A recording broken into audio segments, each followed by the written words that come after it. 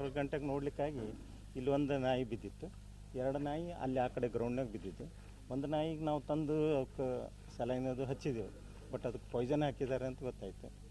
But ಈಗ ಅವರಿಗೆ ಪ್ರಾಣಿದಯದವ್ರಿಗೆ ಹೇಳಲಿಕ್ಕಾಗಿ ಅವರು ಇದನ್ನು ಮಾಡಿ ಟ್ರೀಟ್ಮೆಂಟ್ ಕೊಡಿಸ್ಲಿಕ್ಕತ್ತಾರೆ. ವಿಷ ಹಾಕಿದ್ದಾರೆ ಅಂತೇಳಿ ಡಾಕ್ಟರ್ ಕರೆಸಿ ಕೇಳಿದೆ ನಾವು, ವಿಷ ಹಾಕಿದ್ದಾರೆ ಅಂತ ಹೇಳ್ತಾ ಇದ್ದಾರೆ. ಬಟ್ ಯಾರು ಹಾಕ್ಯಾರ ಅನ್ನೋದು ಇದುವರೆಗೂ ಇದು ಆಗಿಲ್ಲ, ಗೊತ್ತಾಗಿಲ್ಲ. ಇಲ್ಲಿ ನಮ್ಗೆ ಅನ್ಸಿಮಟ್ಟಿಗೆ 4 ನಾಯಿ ಇದು ಆಗಿದೆ, ಸತ್ತಿದೆ ಅಂತ ಹೇಳಿದ್ದಾರೆ. ಬೀದಿ ಅಂದ್ರೆ ಜಾಸ್ತಿ ಅಂದ್ರೆ ಏನಿಲ್ಲ, ಒಂದು 5-6 ನಾಯಿ ಅದಾವೆ ಅಷ್ಟೇ, ಭಾಳ ಅನ್ಲಿಕ್ಕೆ ಏನಿಲ್ಲ. 5-6 ನಾಯಿ ಅದಾವೆ. ನಿರ್ವಹಣೆ ಮಾಡಬೇಕಾಗಿತ್ತು, ಆದರೆ ಈ ರೀತಿ ವಿಷ ಹಾಕಿದ್ದು ತಪ್ಪು ಅಂತ ನಮ್ಮ ಲೆಕ್ಕ. ಅವ್ರು ನಿರ್ವಹಣೆ ಮಾಡೋದಿದ್ರೆ ಹಿಡ್ಕೊಂಡು ಹೋಗಲಿ, ಇದನ್ನು ಮಾಡಲಿ, ಬಟ್ ವಿಷ ಹಾಕಿದ್ದು ತಪ್ಪು ಅಂತ ನಮ್ಮ ಲೆಕ್ಕ. ಯಾಕಂದ್ರೆ ಇಲ್ಲೇ ಎಲ್ಲ ನಾಯಿನೂ ಇಲ್ಲೇ ಇರ್ತಾವೆ, ಕರೆ ಯಾರಿಗೂ ಹಂಗೆ ಕಡ್ದಿಲ್ಲ. ಇಷ್ಟು ದಿವಸ ಆದರೂ ಯಾರಿಗೂ ನಾಯಿ ಕಡ್ದಿಲ್ಲ. ಅವ್ರು ಯಾರು ಹಾಕಿರ್ಬೋದು ಅಂತ ಶಂಕೆ ಯಾರು ಹಾಕಿದಾರು ಗೊತ್ತಾಗ್ತಾ ಇಲ್ಲ ನಮಗೂ. ಅಂದರೆ ನಮ್ಮಲ್ಲಿ CCTV ಇದೆ, ಹಂಗೆ ನೋಡ್ಬೋದು. ಬಟ್ ಅವ್ರು ಸಂಬಂಧಪಟ್ಟವ್ರು ಯಾರು ಬಂದ್ರೆ ನಾವು ಕ್ಯಾಮ್ರಾ ಕೊಡ್ಲಿಕ್ಕೆ ತಯಾರಿದ್ದೇವೆ, ನಾವು ಬಂದು ನೋಡಲಿ. ಬಟ್ ಅವ್ರು ಯಾರಿಗದ ಒಮ್ಮೆ ಅವ್ರಿಗೆ ಇದು ಆಗಬೇಕು. ಯಾಕಂದ್ರೆ ಮತ್ತು ಈಗ ಅವ್ರು ನಾಯಿ ಹೊಡೆದಾರಂತಂದ್ರೆ ನಾಳೆ ಎಲ್ಲಿ ಏನಾದರೂ ಮನೆ ಕಳುವು ಮಾಡಲಿಕ್ಕೆ ಬರ್ತಿರ್ಬೋದಲ್ಲ. ಮತ್ತು ಇಷ್ಟು ದಿವಸ ಆದರೂ ಯಾರಿಗೂ ಒಬ್ರಿಗೂ ಕಡ್ದಿಲ್ಲ ನಾಯಿ. ಬೀದಿ ನಾಯಿಗಳಿದ್ರೆ ಕಳ್ತನ ಮಾಡೋಕ್ಕೆ ತೊಂದರೆ ಹಾಕೋದಂತ ಅದಕ್ಕೆ. ಯಾಕಂದ್ರೆ ಈಗ 4 ದಿನದ ಹಿಂದಿನ ತಳಗಿಂದ ಒಂದು ಆಕಳ ತುಡುಗು ಮಾಡ್ಕೊಂಡು ಹೋಗ್ಯಾರ. ಆಕಳ ಕಳುವು ಮನೆ ಮುಂದೆ ಕಟ್ಟಿದ್ದ ಆಕಳ ಬಿಚ್ಕೊಂಡು ಹೋಗ್ಯಾರ. ನಿಮ್ಮ ಹೆಸರು ಸರ್? ಮೋಹನ್ ಕುಲಕರ್ಣಿ, ಕಾಂಟ್ಯಾಕ್ಟ್ ಇರ್ತಾನೆ. ನನ್ನ ಹೆಸರು ರಾಜೇಶ್ವರಿ ಅಂಥೇಳಿ. ನಾವು ಶಾಸ್ತ್ರನಗರ ನಿವಾಸಿಗಳು. ಅಲ್ಲಿ ಬಿಜಾಪುರದವ್ರು, ನಾವು ಲೋಕಲೈಟ್ಸು. ಇಲ್ಲಿ ತುಂಬ ದಿವಸದಿಂದ ಇಲ್ಲಿ ನಾಯಿಗಳು ಓಡಾಡ್ತಾನೆ ಇದ್ದಾವೆ. ಆದರೆ ಭಾಳ ಜನ ಆಯ್ತು, ಈಗ ಭಾಳ ದಿವಸ ಈಗ 1 ಮಂತದಿಂದ ನಾನು ಅಬ್ಸರ್ವ್ ಮಾಡ್ತಾನೆ ಇದ್ದೀನಿ. ಭಾಳ ಜನ ಯಾವ ಟೈಮಿಗೆ ಮಾಡ್ತಾರೆ ಅನ್ನೋದು ನಮ್ಗೆ ಗೊತ್ತಿಲ್ಲ. ಇಲ್ಲ ಬರೀ ನಾಯಿಗಳಿಗೆಲ್ಲ ವಿಷ ಹಾಕಿ ಕೊಲ್ತಾ ಇದ್ದಾರೆ. ಹಿಂಗಾಗಿ ಭಾಳ ಪ್ರಾಬ್ಲಮ್ ಆಗ್ಬಿಟ್ಟದ.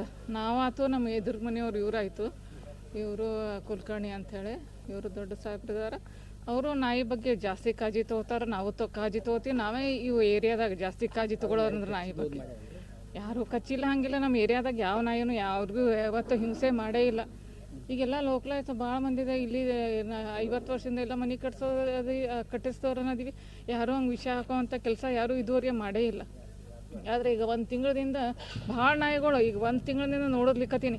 ನಮ್ಮದು ಕೆಲಸ ಸಲುವಾಗಿ ನಾವು ಹೊರಗಡೆ ಎಲ್ಲಾದರೂ ಹೋಗ್ತಾ ಇರ್ತೀವಲ್ಲ, ಹೀಗಾಗಿ 24 ಅವರ್ಸನ್ನು ಕೂತ್ಕೊಳ್ಳೋದು ಆಗೋದಿಲ್ಲ.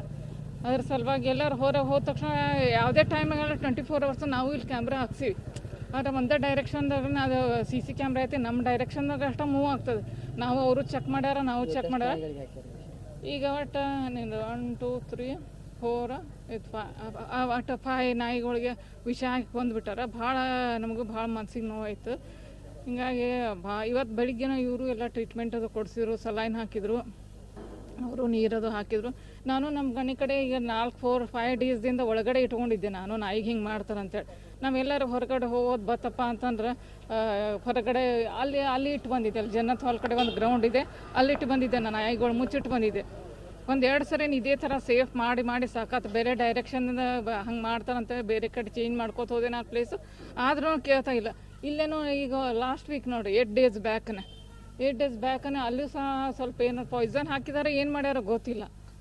ಅದು ಇದನ್ನು ಸಣ್ಣ ಈಗ ಜಸ್ಟ್ ಮರಿ ಹಾಕಿತ್ತು. ಇವ್ರ ಮನೆ ಕಡೆ ಫಸ್ಟ್ ಇಲ್ಲೇನೋ ಡೈಲಿ ಅವರು ಊಟ ಹಾಕ್ತಿದ್ರು, ನಾವು ಊಟ ಹಾಕ್ತಿದ್ವಿ.